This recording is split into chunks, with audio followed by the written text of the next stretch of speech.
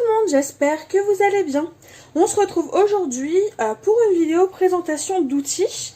Donc elle arrive assez tardivement cette vidéo, tout simplement parce que voilà, je voulais me laisser le temps de bien manipuler l'outil et de bien le comprendre avant de vous en faire une vidéo. Donc je parle de l'outil The Works All-in-One Tool de We Are Memory Keepers. Voilà. Et donc du coup on va réaliser les différentes choses qu'il propose de faire et on va voir ce que ça donne. Donc très clairement je pense qu'on va en faire des mini vidéos. Je vais vous faire par exemple une mini vidéo pour le massicot, la planche de rainurage dans un premier temps et ainsi de suite, de façon à avoir vraiment de très mini vidéos. Comme ça, si vous cherchez juste comment faire telle ou telle chose sans forcément devoir regarder une vidéo entière, je trouve ça beaucoup plus sympa. Enfin, ce n'est que mon avis, mais c'est comme ça qu'on va procéder aujourd'hui. Et on va utiliser la stamp, la plateforme pour tamponner. Donc ça, c'est ce qu'on va faire dans cette première partie. Au moins, ça permet de pouvoir voir petit à petit les outils. Donc d'abord, je vais vous le présenter. On va enlever alors ces deux outils-là. Donc voilà à quoi l'outil en entier ressemble, tout simplement. Donc là, on a les mesures en inch. Ici, nous les avons en centimètres. Bon, l'inconvénient des centimètres, c'est qu'ils vont seulement jusque 18 cm. Et pas plus loin. Donc ça, c'est dommage, mais bon, c'est déjà ça. Et après, concernant les inches, ça va jusque 14 inches. Donc ça va beaucoup plus loin que 30,5 cm. Voilà. On a un bras sur la gauche qui vous permet voilà, de déplier entièrement et de pouvoir atteindre vos fameux 14 inches. Ici, on a les deux aimants qui nous permettent de fixer notre presse à tampon. Voilà. On a des rainures seulement jusque 6 inches 1/8, voilà, ce qui équivaut à 15,5 cm. Donc ça c'est dommage parce que du coup, contrairement à une table de rainurage qui va entièrement jusqu'au moins 12 inches, là vous allez devoir à chaque fois redécaler votre papier de façon à pouvoir faire des marque de pli à plus de 6 inches. Voilà. Ici, nous avons la lame de massicot. Les mesures qui sont ici sont en inches sur la réglette bleue, là. Ici. Par contre, les mesures qui sont en dessous et tracées avec des petites rainures, celles-ci sont tout simplement en centimètres. Donc, on a quand même quelques mesures en centimètres qui peuvent vous permettre, dans un premier temps, de vous habituer entre les centimètres et les inches et de gérer un peu plus ou moins la conversion plus facilement. Quand vous relevez votre tablette bleue, ici vous avez alors un petit, alors je sais pas comment ça s'appelle, mais voilà, une partie bleue comme ça qui peut s'enlever complètement. Là, si on la met comme ça, tout simplement, elle va nous permettre de couper. Et si on la tourne dans l'autre sens, elle va nous permettre de caler notre papier. Donc là, je vais prendre un papier au hasard. Hop, de caler notre papier de façon à ce qu'il soit bien calé à 0 et ensuite faire nos marques de pli. Donc voilà à quoi sert ce petit outil bleu. Donc on va le retourner en version coupe. Et après, on s'occupera de la partie pliage.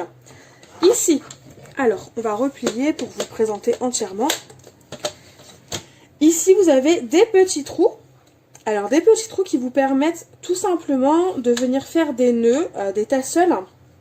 Et pour ça, il n'y a rien de plus simple. Ici, on a deux encoches. Donc, une première qui garde un petit plioir. Enfin, qui contient un petit plioir plutôt. Et dans la seconde, elle contient plutôt des petits tubes en plastique, tout simplement. Petits tubes qu'on peut séparer et en avoir du coup, au lieu d'en avoir seulement 2, on en a 4. Ça dépend tout simplement de la taille du pompon et la taille du tassel que vous souhaitez réaliser. Et donc, ces petits... voilà, vous les mettrez comme ça debout pour pouvoir faire soit des pompons, soit des tassels. Mais ce n'est pas le sujet de la petite vidéo du jour. Donc, je vais vous les enlever, mais au moins je vous les présenter. Et maintenant, on va passer au dos de cet outil. Et donc, au dos de cet outil, on a tout simplement, on voit tous les différentes parties de notre massicot. Et surtout, le plus important, on a une petite, une petite tablette comme ça en plastique avec les différentes références pour réaliser des enveloppes ou des bannières. Et donc cette tablette-là, tout simplement, en fonction de ce que vous allez réaliser, que ce soit une bannière, une enveloppe ou un tag, il faudra le placer au bon endroit. Donc ici, par exemple, voilà, si je souhaite réaliser un tag, il va falloir que je mette le bout de la flèche tag dans l'encoche tag. Si je souhaite réaliser une enveloppe, il va falloir que je mette tout simplement le bout de la flèche enveloppe dans l'encoche enveloppe et ainsi de suite pour la bannière. Voilà. Donc là, on voit bien, alors, voilà, que ma petite flèche bannière est bien pile poil dans l'encoche bannière.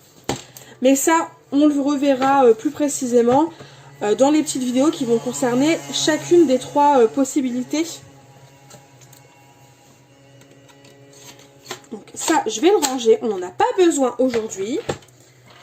C'est pareil concernant ces petits pics. On va les ranger. Du coup, on va s'attaquer aux petites choses qu'on souhaite faire aujourd'hui. Donc pour ça, j'ai pris un papier. Hop. Je vais mettre mon bras. On va tout simplement venir plier ce papier, qui est assez basique, au milieu, de façon à obtenir une base de carte. Et ensuite, on fera des tamponnages avec la presse à tampons. Et on fera des petites découpes avec justement la... Comment dire, la lame, de façon à vous montrer qu'il coupe très bien. Donc là, comme c'est un papier qui fait 30 par 30, je vais me mettre tout simplement à 6 1/8. Oui, 6 1/8 pour couper, pour pouvoir plier à la moitié. Donc voilà, ça fonctionne tout simplement comme une table de rainurage basique. Donc là, ça dépasse, ce n'est pas grave, c'est parce que je voulais une carte qui fasse 15 par 15. Donc il n'y a aucun souci. Je vais venir, avec mon plioir, tout simplement aider le papier à se plier. Et du coup, je vais retourner de nouveau cette petite tablette bleue et je vais venir couper l'excédent.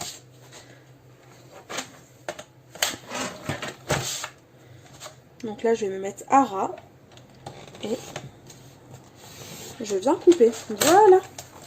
Et comme vous pouvez le voir, la découpe est nette, mon papier n'est pas abîmé alors que ça fait quand même plusieurs semaines que je me sers de ce massicot. Et franchement, c'est juste nickel. Donc ça, la première partie est faite. Et la seconde, du coup, on va faire un petit tamponnage. Je vais prendre une chute de papier et on va s'occuper de la partie tamponnage. Du coup, j'ai choisi une planche de tampon. Donc je vais utiliser une planche de tampon de chez Béatrice Garnier, donc couleur Mentalo. Je vais prendre ce tampon-là, donc se donner toujours à fond. Donner le meilleur de soi à 100%. Donc voilà. Et j'ai pris aussi une chute de papier du coup. Voilà, donc une petite chute de papier blanc, peu importe la taille. Je la pose tout simplement sur mon outil.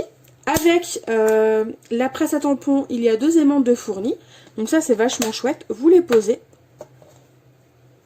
On va poser notre tamponnage au milieu, peu importe. Je vais essayer de le mettre là sur la gauche, de façon à pouvoir en tamponner un second ici. Je mets ma presse à tampons. J'appuie de façon à récupérer mon tampon, comme vous pouvez le voir.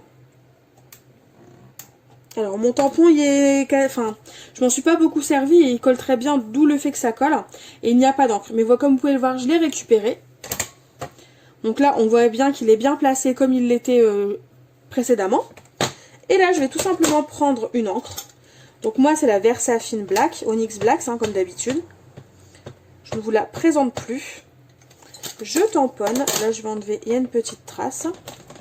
Je remets ma presse à tampon. Et tout simplement, je viens presser mon tampon de façon à mettre mon inscription. Le seul inconvénient, c'est qu'en fonction de là où vous placez vos aimants, c'est que votre tamponnage en fait ne se fait pas correctement. Je vais vous montrer. Donc là j'ai tamponné et il y avait mon aimant, donc ça a bloqué un petit peu. Donc ce que je fais une fois que j'ai commencé à tamponner, c'est que j'enlève mon aimant tout simplement et je viens retamponner au-dessus, pour tamponner là où ça ne s'est pas bien tamponné. C'est vraiment la seule chose que je lui reproche à cette presse à tampon, parce que sinon elle fonctionne vraiment très bien. Et comme vous pouvez le voir, le tamponnage c'est vraiment très très bien fait. Et voilà. Et notre tamponnage est tout simplement terminé. Donc ils sont vraiment très bien faits. Et comme vous pouvez le voir, il n'y a pas du tout de traces au niveau du tamponnage, comme on pourrait le croire avec justement les fameuses rainures qui se trouvent là, au niveau du fond de l'outil. Ça ne fait absolument pas de traces. Et le tamponnage est aussi net qu'avec un bloc acrylique ou une autre presse à tampon qui sert justement simplement à ça. Donc voilà ce que l'on obtient. L'avantage de cet outil, c'est qu'ensuite vous pouvez tout simplement poser vos aimants. D'ailleurs, pourquoi celui-là il fait ça? Au niveau de mon aimant, j'en avais un deuxième qui était tout simplement collé au-dessus. Je pense que je ne l'avais pas vu et que c'est pour ça que ma presse à tampon n'était pas aussi plate. Ah bah oui, j'avais un aimant en rab, donc c'est pas grave, je vais m'en servir pour autre chose, je vais le garder. Mais du coup voilà, ce qui explique pourquoi, oui, tout à fait. Pourquoi j'avais un petit décalage au niveau de ma presse à tampon. Donc je retire ce que j'ai dit. Normalement, si je retente, je vais prendre une autre chute. On va faire un autre tamponnage. Mais normalement, du coup, il ne devrait pas avoir de problème d'épaisseur. Alors, je remets. Ouais, ça va. Là, ça passe, nickel. Donc, je vais reprendre de l'encre. Là, je vais reprendre la verte. Elle me plaît bien. Hop, on va tamponner. On va voir ce que ça donne. Ah bah, si c'est ça, je suis contente parce que au début, j'ai vraiment galéré. Je pétais un câble. Tellement ça me saoulait. Donc, j'avais trouvé l'astuce de décaler l'aimant.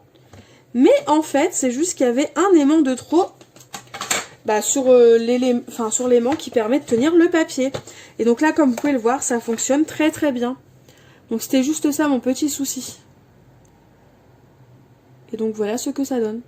Ah bah je suis juste super contente. Et bah du coup voilà. Donc la presse à tampon fonctionne très bien. Ainsi que la presse qui vous permet, enfin pas la presse mais la petite table de rainurage qui est juste ici. Et le massicot en tant que tel.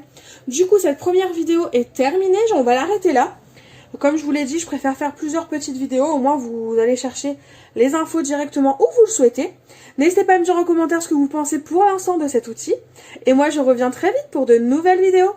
Bisous, bye bye!